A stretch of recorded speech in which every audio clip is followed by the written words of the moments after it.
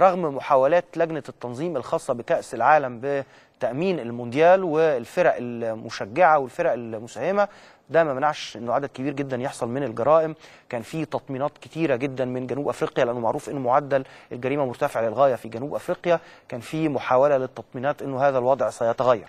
عدد من الصحفيين والوفود المشاركه تعرضوا للسرقه والنصب في شوارع جوهانسبرغ، وده اثناء التغطيه للحدث العالمي الكبير.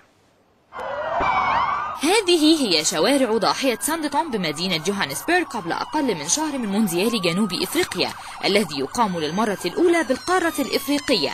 المئات من سيارات الشرطة تطلق أبواقها هكذا لطمأنة من تسيطر عليهم المخاوف، لكن تلك المحاولات تذهب الآن أدراج الرياح بعد تواصل مسلسل السرقات التي طالت أعضاء منتخبات مشاركة وأيضا صحفيون من بينهم 3 أوروبيين.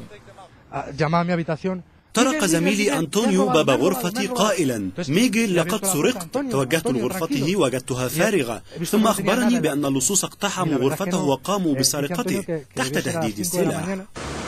إجراءات أمنية تبدو هكذا مشددة، لكنها لم تمنع تعرض 2 من لاعبي منتخب الأوروغواي للسرقة أثناء خضوعهما للتدريبات بعد تسلل اللصوص لغرف الفندق الذي يقيمان فيه هنا بمدينة كيب تاون.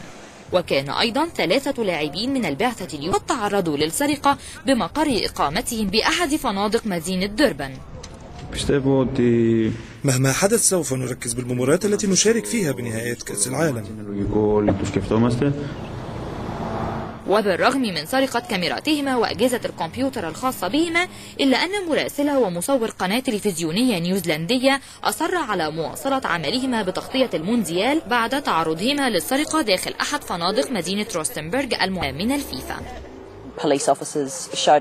عرض علينا ضباط الشرطة 10 مشتبه فيهم وأخذوا كل البيانات حول عملية السرقة. لم أتوقع عن ذلك بفندق كبير. البعثة الصينية المكلفة بتغطية المونديال كانت قد أعلنت عن تعرض من طاقم بعدما استولت مجموعة لصوص ملثمين على أجهزتهم وكاميراتهم بالإضافة إلى أموالهم بأحد فنادق مدينة دوربان. نعم، هناك لصوص اقتحموا الغرف واحتجزوا المواطنين الصينيين تحت تهديد السلاح وسرقوا النقود التي كانت بحوزتهم.